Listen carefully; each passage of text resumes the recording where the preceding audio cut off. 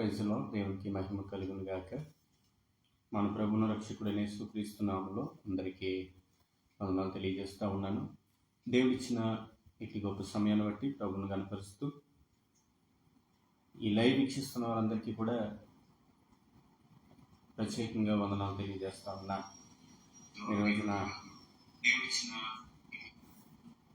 దేశాల్లో జరుగుతున్న మహాభయంకరమైన పరిస్థితులను మనం చూస్తూ ఉన్నాం. ఇటువంటి భీకరమైన పరిస్థితుల్లో యుద్ధ సమాచారంలో మనం వింటాం అని దైవ లేఖనాలు మనకు తెలియజేస్తూ ఉన్నాయి. పరిశుద్ధ లేఖనాలు కూడా మనకు తెలియజేస్తూ ఉన్నాయి. ఇజ్రాయెల్ అండ్ ఇజ్రాయెల్ మీద దండెత్తి రావడం, కొన్ని వేల సంవత్సరాల నుండి జరుగుతున్న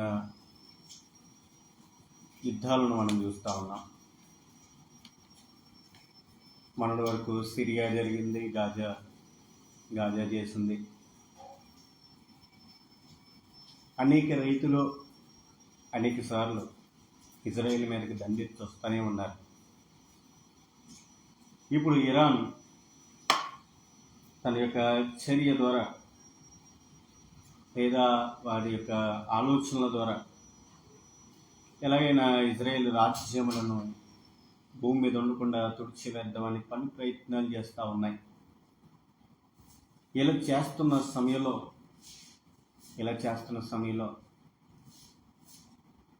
ఈ ఇజ్రాయెల్ రాజ్యమును గూర్చి పరిశుద్ధ గ్రంథంలో, బైబిల్ గ్రంథంలో మాత్రమే మనకు స్పష్టంగా యుద్ధాల గురించి, ఇజ్రాయెల్ యొక్క రాజ్యమును గూర్చి మనం వింటూ వస్తూ ఉన్నాం. దీనిలో మనం చూసినట్లయితే నిర్గమకాండము 6వ అధ్యాయము 8వ వచనం ప్రకారంగా మన పూర్వీకుడైన విశ్వాసులకు తండ్రి అయిన అబ్రహాముతో దేవుడు వాగ్దానం చేసిన వచనాలను మనం చూస్తున్నట్లయితే 8వ వచనము, నిర్గమకాండము 6వ అధ్యాయము 8వ వచనము ఈ రీతిలో తెలియజేస్తూ ఉంది. చదువుతున్నాను, జాగ్రత్తగా విందాం.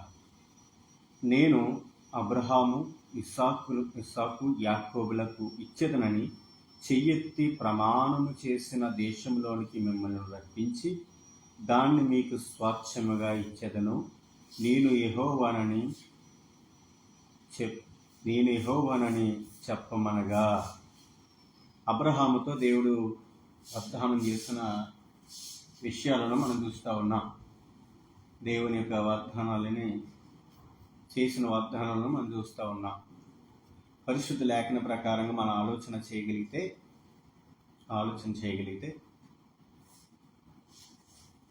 అబ్రహాముతో ఆదికాండము 12వ అధ్యాయంలో అబ్రహాముతో దేవుడు మాట్లాడుతూ ఉన్నాడు. నేను దేశములను నేను ఇస్తాను, పాలు తేళ్లు ప్రవహించే దేశాన్ని నేను ఇస్తాను. నువ్వు నీ తండ్రి ఇంటి నుండి నీ స్వదేశమును విడిచిపెట్టి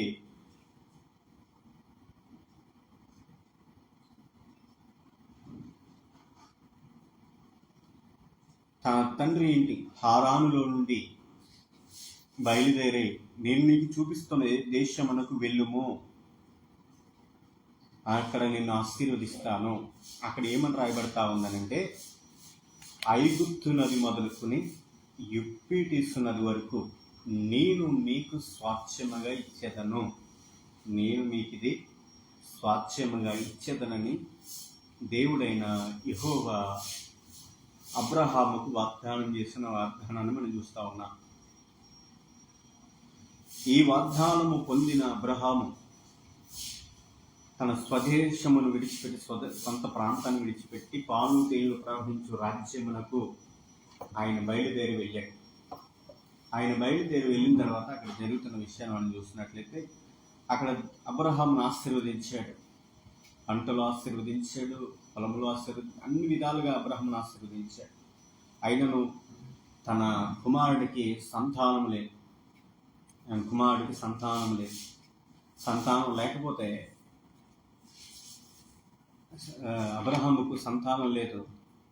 అబ్రహాముకు సంతానం లేని కారణం చేత అనేక సంవత్సరాలు బాధింపబడిన తర్వాత దేవుడని యెహోవా త్రియేక దేవుడిగా అబ్రహాము ఇంట చేరి వారిచ్చిన ఆతిథ్యములను తీసుకుని, శారా మళ్ళీ వచ్చే నాటికల్లా నువ్వు కుమారుని కంటావని అబ్రహామును ఆశీర్వదించి చక్కని కుమారుని ఇచ్చిన ఇస్సాకును మనం చూస్తూ ఉన్నాం. ఇస్సాకు ద్వారా ఆశీర్వదించబడిన ఇశ్రాయేలు అనగా యాకోబు నామకరణం చేయబడి దేవుని యొక్క ఆశీర్వాదం పొందినవాడుగా దేవుడు మరొకసారి ఆశీర్వదించి ఇశ్రాయేలుగా మార్చి, ఇశ్రాయేలు ఇదిగో నీ తండ్రి అయిన అబ్రహాముకు నేను వాగ్దానం చేసిన స్వాస్థ్యం నేను మరలా నీకు ఇచ్చేదనని చెప్పి ఇశ్రాయేలుగా రాజ్యాన్ని అప్పగించాడు. అప్పటికి అనేక మార్లు అమాలేకీలేమి, మోయిబీలేమి, ఫిలిస్తీలేమి, ఇలాగా అనేక మార్లు ద్వితీయోపదేశ కాండంలో నేను మాటను మీకు చదువుతాను, చూద్దాం.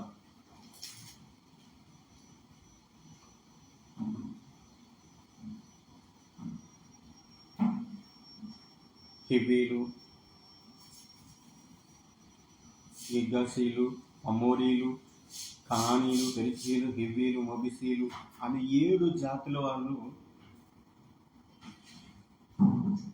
మోషే కాలంలో లేదా యెహోషువ కాలంలో ఈ యొక్క ప్రాంతాన్ని స్వతంత్రించుకున్నారు.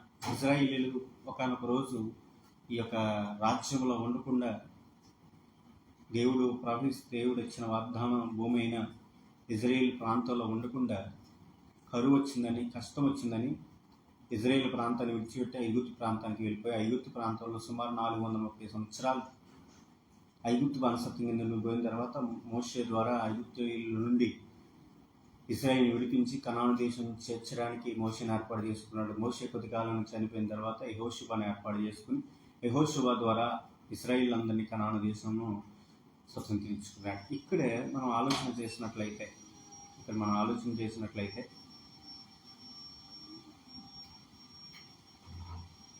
ఈ యూఫ్రటీస్ నది అనేది మనం చూసినట్లయితే ఇరాన్కు సమీపముగా ఈ యూఫ్రటీస్ నది ఉంది. అబ్రహాముకు వాగ్దానం చేసిన వాగ్దానం మనం చూసినట్లయితే ఆ యొక్క ఇరాన్ పట్టణము అలాగా ఆ దేశము దాటి తర్వాత యూఫ్రటీస్ నది మనకు కనబడతా ఉంది. యూఫ్రటీస్ నది వరకు నేను నీకు ఇచ్చేదనని అబ్రహాంతో వాగ్దానం చేసిన ఆ యొక్క వాగ్దానాన్ని మనం చూస్తూ ఉన్నాం. ఆ యొక్క యూఫ్రటీస్ నది కానీ మనం ఐగుప్తు నది కానించి యూఫ్రటీస్ నది వరకు అనగా సుమారు లెబనోన్ కానీ, సిరియా కానీ, గాజా కానీ, ఈ యొక్క ఇరాన్ వరకు ఈ దేశములన్నీ కూడా నేను స్వాస్థ్యంగా ఇచ్చేదనని వాగ్దానం చేసిన దేవుని మాటను చూస్తే ఈరోజు జరుగుతున్న భీకరమైన యుద్ధాన్ని మనం చూసినట్లయితే ఇరాన్ తన ప్రజలకు, ఇరాన్కి ఇజ్రాయెల్కి చాలా దూరం ఉంది. కానీ వీళ్ళు ఎవరు సహాయం తీసుకుంటా ఉన్నారు అంటే లెబనోన్ యొక్క సహాయము, తర్వాత గాజా యొక్క సహాయం, వీరిద్దరు సహాయం ద్వారా ఇజ్రాయెల్ మీదకి దండెత్తి వస్తూ ఉన్నారు. రోజుకి ఒక్క రాత్రికే కొన్ని కోట్ల రూపాయలు ఆయుధాలను ఉపయోగిస్తూ ఎటు చూసిన ఈ యొక్క సోషల్ మీడియాలో లేదా న్యూస్ ఛానల్లో మనం చూస్తున్నప్పుడు ఈ యొక్క యుద్ధం గురించి మనం వింటూ ఉన్నాం. భీకరమైన యుద్ధాలు జరుగుతూ ఉన్నాయి. మన దేశంలో వస్తే ఇండియా పాకిస్తాన్కి ఎలా అయితే యుద్ధం జరుగుతూ ఉందో అలాగే ఒకే ప్రాంతం మీదకి సుమారు ఎన్ని దేశాలు దండెత్తొస్తున్నాయంటే Lebanon, Syria, Gaza, Iran, Russia, ఇవన్నీ దేశాలు చిన్న ప్రాంతమైన ఇజ్రాయెల్ మీదకి దండెత్తొస్తూ ఉన్నాయి. చాలామంది శాస్త్రవేత్తలు కానీ చాలామంది ఆలోచన చేస్తున్న విషయం ఏంటంటే ఇదే యుద్ధం ఒక్క 20 రోజులు లేదా ఒక 12 రోజులు జరిగితే ఇజ్రాయెల్ దగ్గర ఉన్న ఆయుధాలు అన్నీ అయిపోతాయి, ఇజ్రాయెల్ యొక్క భూస్థాపన అయిపోతుందని అనేకమైన రాతలు రాస్తూ ఉన్నారు. కానీ మన ఆలోచన చేయవలసిన విషయం ఏంటంటే అది రాజ్యం, ఇజ్రాయెల్ రాజ్యం అనేది బాంబుల చేత, అణువాయుధాల చేత, మిసైల్ చేత కాపాడబడుతున్న పట్టణం కాదు. అది దేవుడైన యెహోవా చేత కాపాడుతున్న పట్టణం. ఆ పట్టణమునకు కావలి ఉండేవాడు దేవుడు. ఈ రోజున గల్ఫ్ కంట్రీస్ అన్ని యొక్క సహాయం తీసుకుంటే, లేదా అది మద్దతు ఇస్తే, లేదా అమెరికా మద్దతు ఇస్తే ఈ యొక్క ఇజ్రాయెల్ రాజ్యం కాపాడబడుతుందనేది ఒక అపోహ మాత్రమే. వారి యొక్క నేనే కాపాడుతున్నానని ట్రంప్ ఎలాగైతే మాట్లాడుతూ ఉన్నాడో, నేనే ఇజ్రాయెల్కి అండగా ఉన్నానని ట్రంప్ ఎలా మాట్లాడుతున్నాడో, ఇవన్నీ బైబిల్ వాక్యానికి లేదా దేవుని వాగ్దానములకు పూర్తిగా విరోధంగా మాట్లాడుతూ ఉన్నాయి. దేవుడే ఆ పట్టణమును కాపాడుతూ ఉన్నాడు అనే విషయాన్ని నేను తెలియజేస్తూ ఉన్నా. మనం లేఖనాల ద్వారా మనం చూసినట్లయితే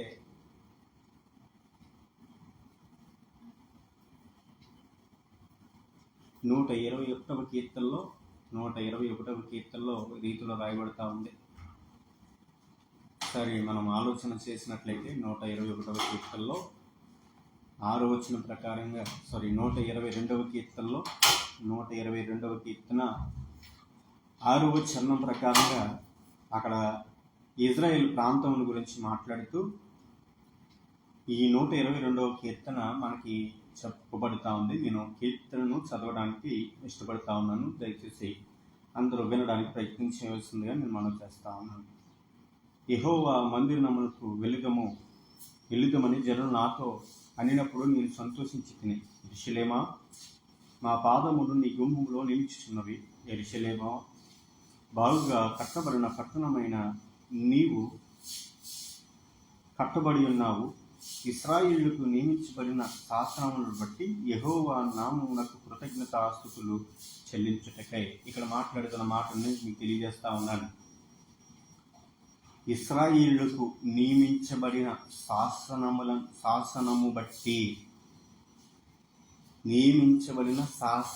బట్టి ఈ మాట మీరు కోట్ చేసుకుని కలితే, తర్వాత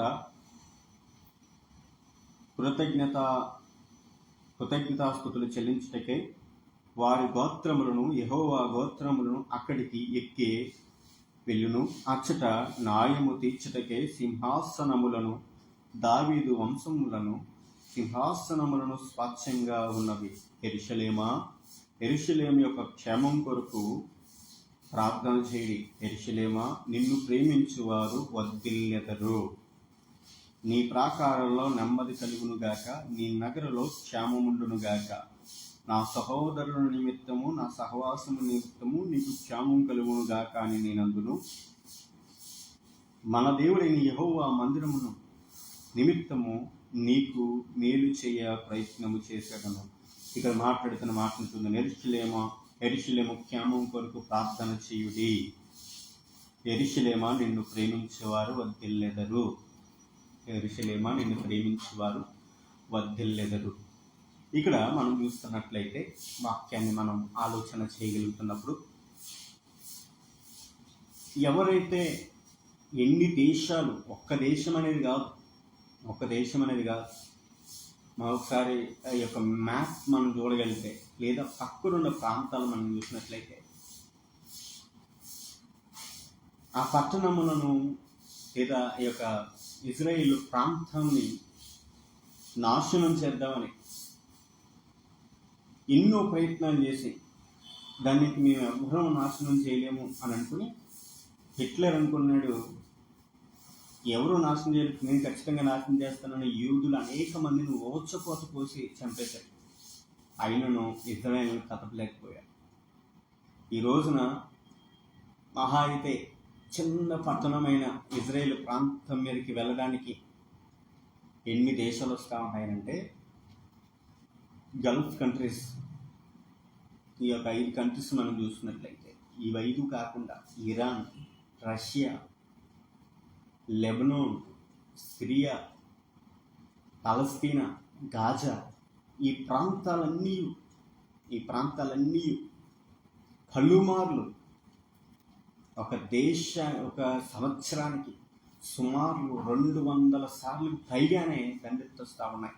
200 పైగానే దండెత్తొస్తూ ఉన్నాయి. ఒకసారి మనం ఆలోచన చేయగలుగుతున్నప్పుడు, ఆలోచన చేయగలిగితే అనేక మార్లు ఇజ్రాయేల్ మీదకి దండెత్తొచ్చిన అది మీకు ఒకసారి నేను మళ్ళీ చెప్తా ఉన్నాను, ఏదో మనుషుల చేత కాపాడబడుతుంది కాదు ఇజ్రాయేల్ ప్రాంతం. ఏదో వాళ్ళకున్న తెలివితేటలను బట్టి, వాళ్ళకున్న ఇజ్రాయేల్కున్న అణువాయుధాలను బట్టి, లేదా ఇజ్రాయేల్కున్న జ్ఞానమును బట్టో యెరూషలేము ప్రాంతం కాపాడబడట్లేదు. కేవలం దేవుడైన యెహోవాను బట్టే ఆయన స్వచ్ఛంగా ఏర్పాటు చేసుకున్న ఆ యొక్క వాగ్దానమును బట్టే, ఆ యొక్క ప్రమాణమును బట్టే ఆ యొక్క రాజ్యం అనేది కాపాడబడుతున్న విషయాన్ని నేను తెలియజేస్తా ఉన్నాను.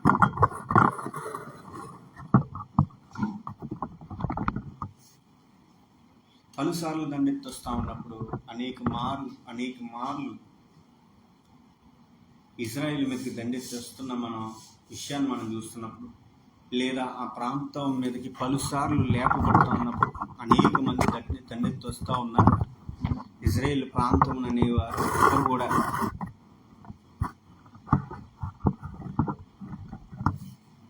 ఒక్కరు కూడా ఒక సంవత్సరం కాదు, సుమారు కొన్ని వేల నాటి యొక్క యుద్ధం ఇది ఒక ఇప్పుడు జరుగుతున్న యుద్ధం కాదు. ఎలాగైనా సరే ఇది మేము స్వతంత్రించుకోవాలి అని ఈ యొక్క ముస్లింలు చేస్తున్న ప్రయత్నం అంతా ఇంత కాదు. ఎలాగైనా స్వతంత్రించుకోవాలి, ఎలాగైనా దీన్ని నాశనం చేయాలి, మేము మాత్రమే ఉండాలి, యూదులు ఉండకూడదు, ఇశ్రాయేలీలు ఉండకూడదు, మేము మాత్రమే, మా పరిపాలన మాత్రమే ఉండాలి అని పలు విధాలుగా ఎన్ని రకాలుగా ఇజ్రాయేల్ ఈ ప్రాంతం మీద దండెత్తిస్తూ ఉన్నా. అన్ని దేశాల కంటే చిన్న దేశం ఇది, చిన్న దేశం. ఈ యొక్క ఇజ్రాయేల్ దేశం అనేది చిన్న దేశం, కానీ ప్రపంచాన్ని గడగడలాడించే శక్తి ఇజ్రాయేల్ ఉంది. మన దేశం, భారతదేశం వైపు మనం చూసినట్లయితే, మన రీసెంట్గా జరిగిన ఉగ్రదాడిలో వెంటనే మనకి సహాయం చేయడానికి రఫేల్ యుద్ధ విమానాలే కానీ, లేదా వెంటనే ఆయుధాలు కానీ, మిలిటరీ సైన్యం కానీ, వితౌట్స్ గంటల వ్యవధిలో ఫ్లైట్స్ మన యొక్క దేశంలో ల్యాండ్ అయినాయి. ఆపరేషన్ సింధూర్ ప్రారంభించడానికి దానికి ప్రోత్సాహం అందించిన ఇజ్రాయేల్ రాజ్యాన్ని మనం చూస్తూ ఉన్నాం. మన దేశంలో జరిగింది, రీసెంట్గా జరిగింది. ఇజ్రాయేల్ అన్ని రకాలుగా మన దేశం కనుక భారతదేశానికి సపోర్ట్ చేస్తూ ఉంది, భారతదేశం ఇజ్రాయేల్కి సపోర్ట్ చేస్తూ ఉంది. ఎందుకంటే శాంతి ఒప్పందాలే కానీ, లేదా శాంతికరమైన ఉద్దేశములను కానీ మనము ఇజ్రాయేల్ను ఎప్పుడు సత్సంబంధాలు కలిగి ఉన్నాం. కానీ చుట్టూ ఉన్న ప్రాంతాలన్నీ దండెత్తి వస్తున్న ఈ ప్రాంతం, ఇజ్రాయేల్ ప్రాంతం ఎప్పటికీ నిలబడి ఉందంటే దానికి కారణం దేవుడు దాన్ని మీకు స్వాచ్ఛంగా ఇస్తూ ఉన్నాను అని చెప్పి ఇచ్చాడు. కనుక ఎంతమంది దండెత్తి వచ్చినను, ఆనాటి కాలంలో ఫిలిస్తీన్లు దండెత్తి వచ్చినను, ఫిలిస్తీన్ నాటికి గులియాతు కూడా దండెత్తి వచ్చినను, అమాలేకీలు దండెత్తి వచ్చినను, మోయాబీయులు, ఈ యొక్క 7 జాతులు కలిగిన అన్ని జాతులు కలిగిన వారు వచ్చి దండెత్తి వచ్చినను, ఇజ్రాయేల్ మీద దండెత్తి వచ్చినను ఒక్కరు కూడా కదపలేదని అంటే అది దేవుని శక్తి వలన కాపాడబడుతుంది. కానీ అణువాయుధాల వల్ల కానీ, బాంబుల వలన కానీ, మిలిటరీ సైన్యం వలన కానీ, ఇప్పుడున్న బెన్యామిన్ నెతన్యాహు యొక్క ప్రధానమంత్రి ద్వారా కానీ ఈ రాష్ట్రం కాపాడబడేది కాదు. ఈ దేశం, ఇజ్రాయేల్ దేశం అనేది దేవుని చేత కాపాడబడుతున్న ప్రాంతం. సుమారు ఎన్ని దేశాలు దండెత్తి వచ్చినా, గల్ఫ్ కంట్రీస్ అన్ని దండెత్తి వచ్చినా, రష్యా, ఇరాన్, గాజా, సిరియా, పాలస్తీనా, ఈ ప్రాంతాలన్నీ దండెత్తి వచ్చినను కొన్ని సంవత్సరాల బట్టి కాపాడబడుతున్న పట్టణం ఏదైనా ఒకటి ఉందనంటే అది ఇజ్రాయేల్ దేశం ఒకటే. కనుక చాలామంది దీని గురించి రీసెంట్గా ఒక 2-3 డేస్ ముందు జరిగిన కొన్ని విషయాలు నేను సోషల్ మీడియాలో చెప్పిన విషయాన్ని నేను చెప్తా ఉన్నాను. న్యూస్ ఛానల్ విషయం ఉంటాడు. ఇదే యుద్ధం కొద్దిగా ఇంకొక 10-12 రోజులు కానీ జరిగిందని అంటే ఇజ్రాయెల్ దగ్గర ఆయుధాలు అయిపోతాయి. ఇంక ఇజ్రాయెల్ని కాపాడే వాళ్ళు ఇంకెవ్వరు ఉండరని ఆ యొక్క విషయం తెలియజేశారు. నాకు చాలా ఆశ్చర్యం అనిపించింది. ఎందుకంటే చాలామంది అనుకుంటారు మా దగ్గర ఇన్ని ఆయుధాలు ఉన్నాయి కదా, ఇంత బలమైన సైన్యం ఉంది కదా, ఇంత బలమైన మిలిటరీ సైన్యం ఉంది, అన్నిటికన్నా ముఖ్యంగా మాకు అమెరికా సపోర్ట్ ఉంది, ట్రంప్ మాకు సపోర్ట్గా ఉన్నాడు, ట్రంప్ అన్ని విధాలుగా ఇజ్రాయెల్ గురించి సపోర్ట్గా ఉన్నాడు, అందువలనే మేము కాపాడబడుతున్నాము అనే అపోహ జనాల్లో ఉంది. కానీ నేను చెప్తున్న విషయం, వాక్య ఆధారంగా చెప్తున్న విషయం ఏంటంటే యెరూషలేమును కాపాడుతున్నది దేవుడనే యెహోవా. ఆయన వలనే ఆ పట్టణం అలా నిలబడింది. ఆయన వలనే ఆ పట్టణం అలా నడిపించబడుతూ ఉంది. గనుక నేను స్పష్టంగా తెలియజేసే విషయం ఏంటంటే ఇజ్రాయేలు ప్రాంతం లేదా ఆ దేశము క్షేమం కొరకు ప్రార్థన చేయవలసిన వారమే ఉన్నాం. కనుక నేను అందరికీ తెలియజేసిన విషయం ఏంటంటే ఈ ప్రవచనం 122వ కీర్తన అనేది దావీదు కొన్ని వేల నాటి ముందు రాసిన చరిత్ర. యెరూషలేము గురించి ప్రార్థన చేయండి. యెరూషలేము మందిరాలు కూల్చివేయబడ్డాయి. అనేక మంది ఇశ్రాయేలు మీద దండెత్తి వచ్చారు. ఆయనను ఇజ్రాయేల్ ప్రాంతమును ఇంచు కూడా కదపలేకపోయారనంటే దానికి కారణం ఇజ్రాయేల్ను కాపాడుతుంది దేవుడనే యెహోవా. ఈ మాటను గుర్తుపెట్టుకుని పరిశుద్ధ లేఖనం ప్రకారంగా ఆలోచన చేస్తూ ఇజ్రాయేల్ ప్రాంతాన్ని కాపాడుతుంది బాంబులు, అమెరికా అణువాయుధాలు, మిలిటరీ సైన్యం, ఇన్ని దేశాలు సపోర్ట్ కాదు. దేవుడనే యెహోవాను గుర్తుపెట్టుకుని ఆయన ఎంత శక్తివంతుడో, ఎంత బలవంతుడో, ఇన్ని దేశాలు, ఇన్ని ప్రాంతాలు, ఇన్ని అణువాయుధాలు, ఇన్ని బాంబులు దండెత్తినొచ్చిన ఈ పట్టణం ఎలా కాపాడబడుతుంది అని అనేది ఆలోచన చేసినట్లయితే దానికి కారణం అబ్రహాముకు మాట ఇచ్చిన వాడు నమ్మదగినవాడు.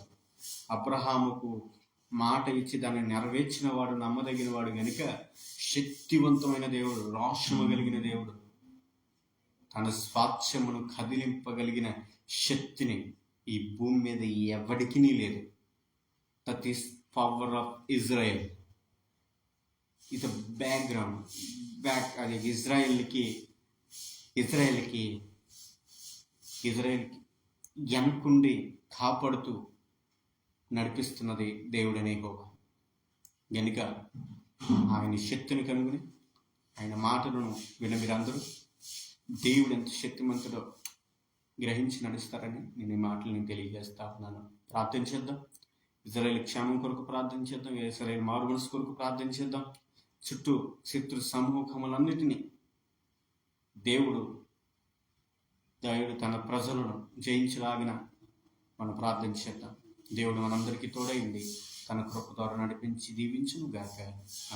అందరికీ వందనాలు.